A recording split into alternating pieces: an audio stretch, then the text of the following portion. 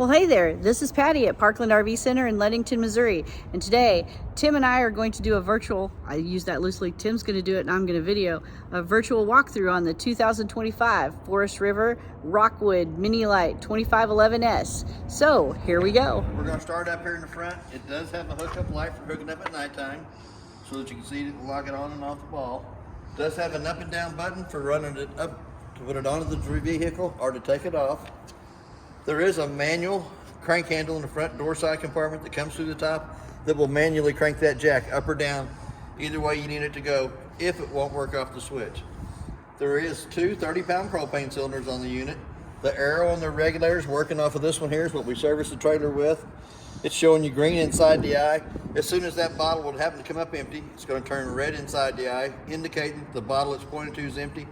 Then all you have to do is flip it over to this side, work off of this one while you take that one down and have it refilled. So we're going right back to the one we worked off of. It does have one battery on the front of the unit. There is a diagram in the battery box lid of how to hook up one battery, two batteries, or two 6-volt batteries. So there is a diagram on the inside of the battery box lid that shows you how to do that. While we're here, it does have a battery disconnect behind the propane bottle on the off door side. It is in the green position, which is in the go for right now. If for any reason you don't want to use the unit for 3 or 4 weeks, you want to turn the battery disconnect off, it will save all the 12-volt juice that's in the battery for the next time you come to the unit to turn it on to run the slide rooms or jacks up and down. It also has a 7-way holder on the side that keeps the 7-way up off the ground and your 2 chains. Bottom cover has 2 holes in the bottom of it, so you put a bungee cord underneath the metal rack to hold it in place. But it also has the quick disconnect at the top so that you don't have to take the cover off every time you want to get into a cylinder to turn it on or off. I'm going to set it right off here to the side. We're going to come over to the off-door side. The very top connection is your city water connect that you can hook to with a water hose and regulator and never have to fill the tank on it. The second one back is for your antifreeze for winterizing. Then we have a docking light that turns our LED lights on the front of the unit on. We're going to go into the very front compartment. Each compartment has its own magnetic holder that holds the door in place. It does have a light on each side with a little push button in the center of it, turn it on and off. While we're here, we're going to go ahead and look at the water pump. It has a water pump and a bypass valve right by the pump for winterizing of the unit. All you have to do is take the little hidden panel out of the compartment there and secure it back in place when I'm done. There's a little black bag that has quite a few other little goodies in it. It has a towel bar, the hangers for the towel bar, toilet paper holder. It has a water filter that goes onto your water hose before it comes into the unit to filter the water out going in, sewer cap. It has an extra TV mount for a TV for the outside if you wanted to do that. And it also has your set of jumper cables to go between the 2 batteries if you add the second battery on the front of the unit. It is a pretty good sized compartment, goes all the way through. The next connection back is the freshwater tank fill. That's where you'll fill your freshwater tank with the water hose. And right underneath the edge over here, there is a 2-inch white valve that is the drain for the freshwater tank.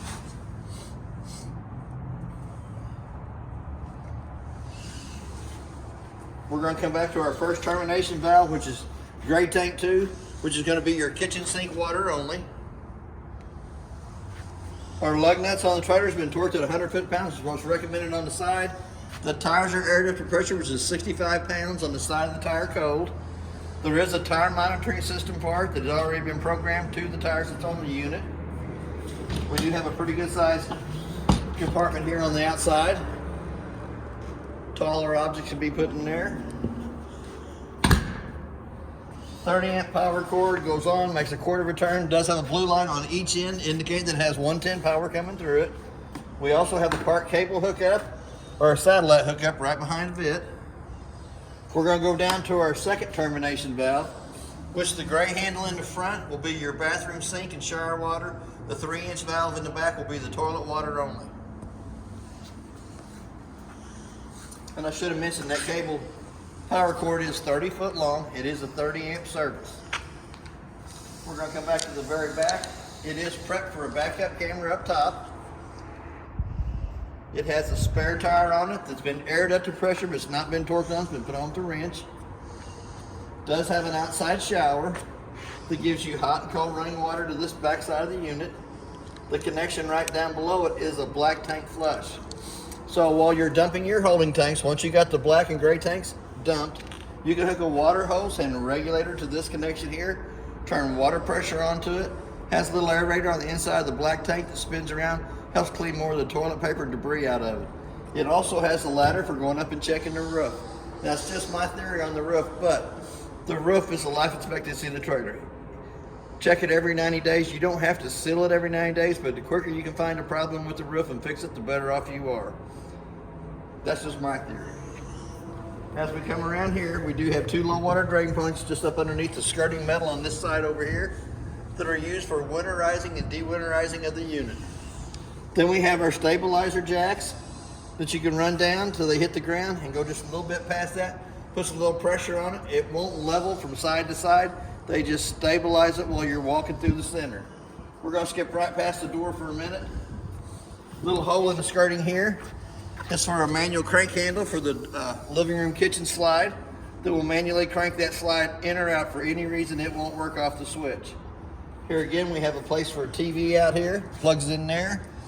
The TV bracket that's in the front compartment goes up here, slides on your outside TV, and you do have a 110 plug-in to plug it into. There is also a table out here for when you're grilling. Outside of the furnace, it's going to suck cold air in the top, hot air out the bottom. I always suggest putting a mud dauber screen over the outside of the furnace for the simple fact once it's been lit on propane, mud daubers love that smell. They come in there, they build their little dirt nest on the inside of the furnace, which restricts your airflow going to the furnace and causes it to properly cycle with the mud dauber's nest inside it. So I do always suggest putting the screen over. It's less than 20 bucks. It's 155 bucks an hour for every hour that we have to take the furnace out to clean the mud daubers out of it. Our hot water heater's next.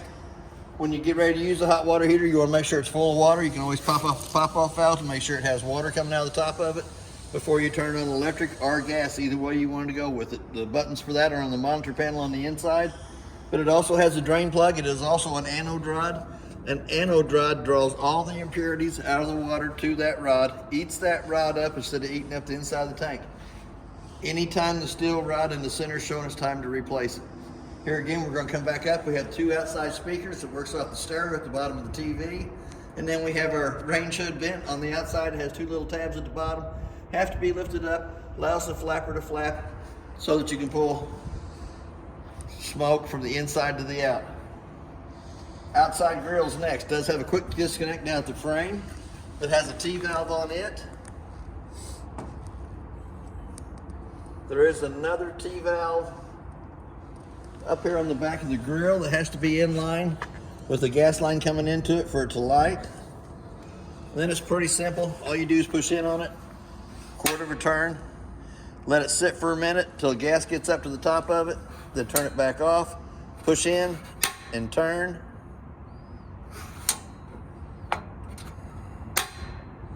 And I might not have turned the valve on down here at the bottom. Nope. So this is good. So that's troubleshooting. If yours doesn't light, that's the first place to go. You want to make sure the two valves are in line. So we're going to come back up, push in on the knob, give it a quarter of a turn, lit right up. So I'm going to turn that back off so it don't get too hot. But it is on its own bracket. Hangs right on there. Hangs right on the side. Second jack switch that does the stabilizer jacks here in the front. We're going to go in the front compartment door. The little handle is for the electric tongue jack on the front. The bigger handle does the stabilizer jacks, and it also does your slide room.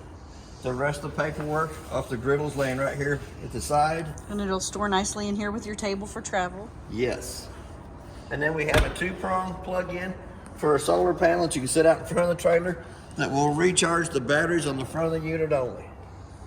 So now that we've got that, now we're going to go to the front door. There is two keys to the unit. One purple key does the lock and deadbolt. and all the outside compartments on the unit. So you get one key for each one that has multiple purposes. We're gonna open the door up. Got a grab handle in the center we grab a hold of. As we pull it out, it is strut assisted. There's a push button underneath each one of the legs. 15 to 18 slots in the legs. And you don't have to worry about the steps being heavy because you can pull them out with one hand, push it down. The main thing on the steps is it has to lay flat in the threshold so that the front door closes over the top of it without dragging. So we're gonna open that right back up, and we'll lay these 2 keys right here on the plate. We're gonna go to the inside. Excuse me, on our monitor panel, I left a little note above it that shows you that the one for the battery is the voltage, the fresh tank is the clean water, the black tank is the toilet, gray tank 1 is the shower, and gray tank 2 is your kitchen sink water only. As you come down to the monitor panel itself, it's showing that it still has 2/3 in the fresh tank, and that's how they'll light up as their tanks are filling. They'll show 1/3, 2/3, and full as they fill up. Battery level shows you it's fully charged. To get an accurate reading on the battery, you'd really have to have the 110 line unplugged and then look at the battery voltage. So we're going to come down to the first row of switches and lights at the bottom. The first one turns our awning lights on. The second one turns our step light out here on the front on. Then we have our interior, which is in the lights in the living and kitchen area. Then we have our bedroom lights, and it can be Bluetooth connected. We're going to come down to the very bottom row of switches. The first one is the gas side of the hot water heater. Anytime that they are on, they illuminate blue. The second one is the electric side of the hot water heater, and before you turn it on, you want to make sure that the hot water heater is fully with water. You have a water pump switch that turns the water pump on between the freshwater tank and the faucets, and then we have a set of tank heaters underneath it that heats the tanks up so you can do the extended camping in the wintertime. We're going to come down to the awning. We're going to push the extend button on it and watch it go out.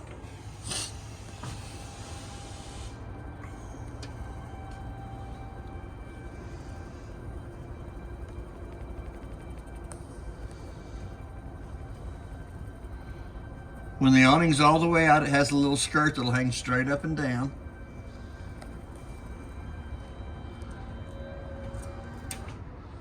And on each one of the awning arms, there is a pinch point at the very bottom arm that you can pull down against, which would put the pitch of the rain going towards the back or the front of the unit. Either way you wanted to have it go away from the door.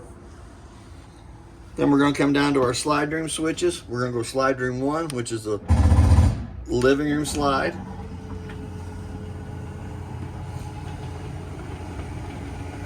I guess living room, kitchen. It is in both areas. Before you run the slide room out, you always want to make sure there's not a tree or a vehicle parked up along that side.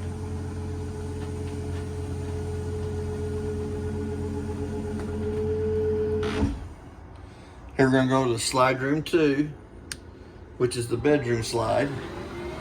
And it is a Swintex slide. There again, you want to make sure there's not a tree or a vehicle parked up along the side of it. We're going to go right above that to the thermostat. So on the thermostat, you're going to hit the mode button. It lights everything up. We're going to hit the mode button the second time. It's going to show you the off position, the AC, or the furnace. We'll go back to the AC. Hit that mode button one more time. It's going to bring you up to your fan speed, which we want auto and high. Hit it one more time. And as you can see, we got the AC set at 50 degrees and it's 72 degrees in the room right now. All you have to do to dial the temperature up and down is wiggle the little round knob at the bottom for whatever you want it to come up to. We're going to leave it at 50. We're going to come back to the mode button. We're going to turn it on one time, brings you back down to the cool. We're going to run it over to off. Hit that mode button one more time. That brings the fan speed down to off. Hit that one more time and automatically the AC shuts off. But you can still go back to the furnace. We're going to go to cool, heat. Going to go for your temperature set. We got it set at 80 degrees. The room's 72, so it should kick on. And on the furnace, you don't have to set the fan speed. The the speed on the furnace is 1 speed, which is auto and in high. So here again, we're going to go back to the mode button. We're going to hit the mode button one time that lights everything up. Hit the mode button the second time.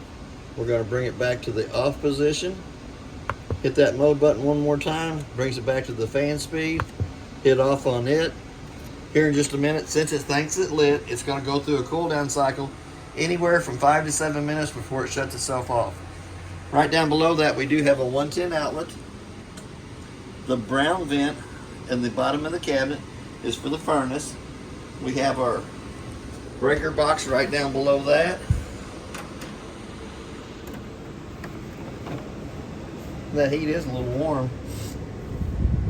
But the breakers are marked from the top, from the 30 amp going down, which is your 30 amp is your main refrigerator general purpose, GFCI outlet, fireplace, microwave, AC, converter, and hot water heater. That's from the top down.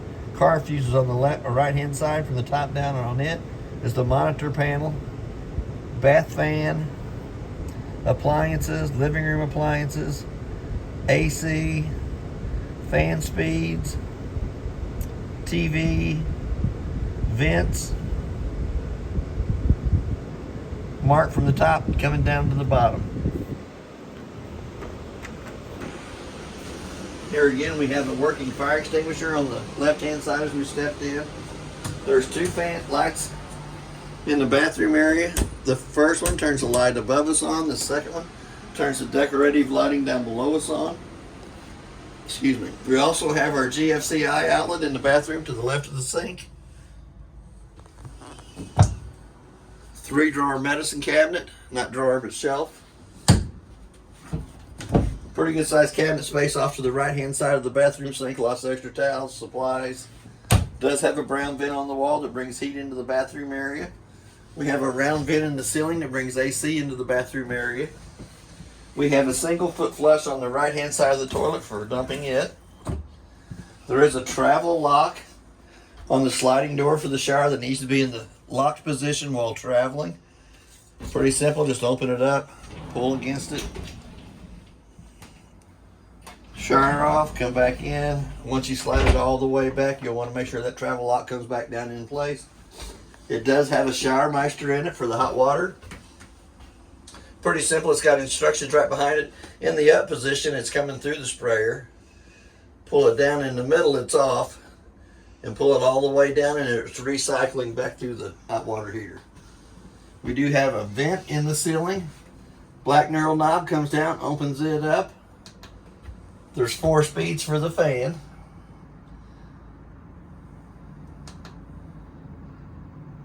It just gets a little faster every time you push it. Until it's wide open. Then it also has a fan off.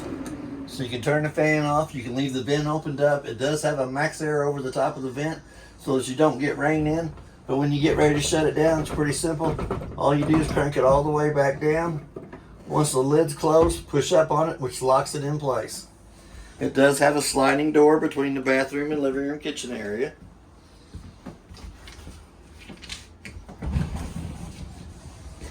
For privacy there. Slides back over. Does have a little strap that holds it in place. We're going to come to the refrigerator. The refrigerator's pretty neat. It'll open from this side.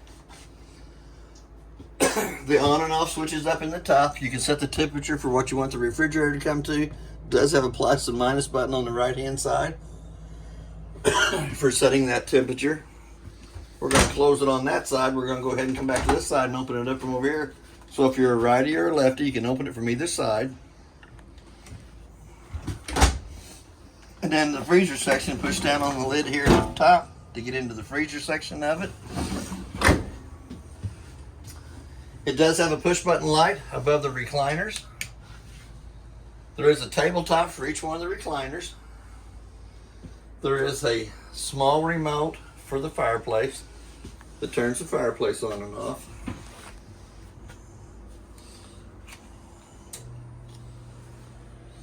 You can change the color of the flames. You can dial the temperature up and down, and you can set it between 1 and 9 hours for however long you want the fireplace to run. Doesn't take it long to heat up. Does have push buttons on the front of it. In case you lose the remote, there is another way you can turn it on, so I'm gonna go ahead and turn it right back off. 2 remotes for the TV. The middle size remote just runs the TV. The bigger remote will run the TV and the stereo in the bottom of the TV section. So here you go again, we're going to go to that.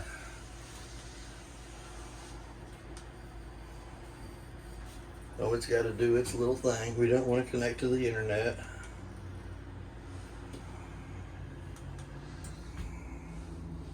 We want to go up. Live TV.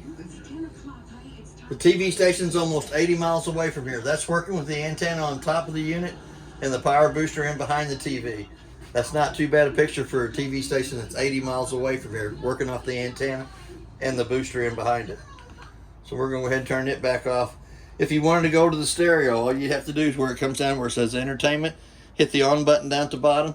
It's going to come up on the screen. It's going to show you FM, and then you can dial up the digital buttons on it to the radio station that you want. You can also control the volume from the bottom of it and your outside speakers. You can pair up to your outside speakers and get them to play on the outside as well as the inside. I'm going to stick it right here. There's a tire monitoring system for the unit. It's already been programmed to the tires that's on the unit. We do have our book that tells you everything about the trailer, the Rockwood trailer. All the paperwork and stuff is in it. In the black bag, there's going to give you another coax cable for the bedroom TV or outside. We do also have a grease pen and 2 chalk pens for coloring the wood on the inside. I'm going to put this right back inside of there. There's also a charging for a cell phone in between the 2 recliners. Pretty good place to store the remotes. Tables swivel out. They do have locking mechanisms on the side, so you can raise the height of them or lower the height of them if you wanted to. Or take them off. Or take them off completely. It does have a pretty good sized cabinet up above it. And here again, they do have the slow closing cabinets. As you bring it about halfway down and let it go, it closes on its own. It does have, since it's kind of like a bedded area at the recliners, there is a fire escape window right in behind it. That the red handle goes all the way through the window frame. Little red handle on the screen pulls the screen loose. This handle here will go all the way through the window frame for access out that side of it. But it comes back around and locks in place. It does have the slow rising shades. We also have a LP carbon monoxide detector before we go into the master bedroom. We have a smoke detector above our heads that gives you an annoying little sound. If for any reason they get too much smoke in the house, it's going to give you that annoying little sound.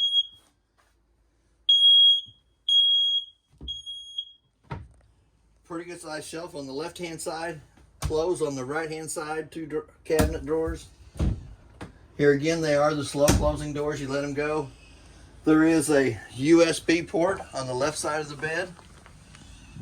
There is a 110 outlet on either side of the master bed at the top, and a little reading light. And the reading light has a USB port at the bottom of it. And I seen you going for the switch right there. That little black switch there will turn the bedroom lights off so that you don't have to go back to the monitor panel and turn the bedroom lights off. That's pretty cool. Time. Here again, we have a fantastic fan in the ceiling. Pull down on the black knurl knob, crank it up. There's 4 fan speeds on it. Just like the one in the bathroom. Just like the one in the bathroom. And it also has an off button so that you can leave the vent open. It does have a max air cover over the top of the vent to keep rain from coming in. Pretty good sized cabinet space above the top for extra pillows and blankets. Does have another fire escape window on the door side. Works just like the one in the living room. The little red handle goes all the way through the center part of the frame. We do have the slow rising black shades. Pull down on, let them slide up.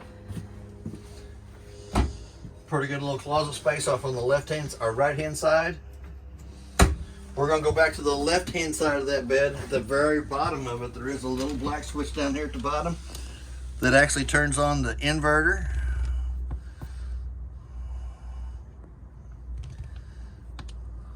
Maybe I gotta hold it for a minute. But that inverter tells you what you're pulling from the battery and what the voltage is to your 110 outlets.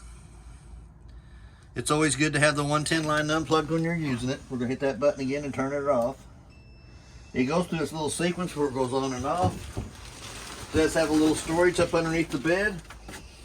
3 more drawers down here at the bottom for shoes, snacks. Snacks you want to hide from somebody. All your secret snacks. And I love snacks. Here again, we're going to have a sliding door for privacy between the master bedroom and the living room kitchen area. Locks into place. Excuse me. There's another place for a TV in the master bedroom. Mounting bracket, a 110 outlet to plug it into, or a 12-volt charging port if you had a 12-volt TV. The bottom one is the antenna and booster. The top one is the satellite hookup. Does have a brown vent on the bottom, brings heat into the master bedroom area, and another big old drawer right there. For more snacks. For more snacks. The round white vents in the ceiling are for the ACs. The brown vents on the cabinet are for the furnaces. Excuse me. There is a light above the sink that can be turned on. It does have solar panels up on top. It shows you it's putting out 13.5 volts to the batteries.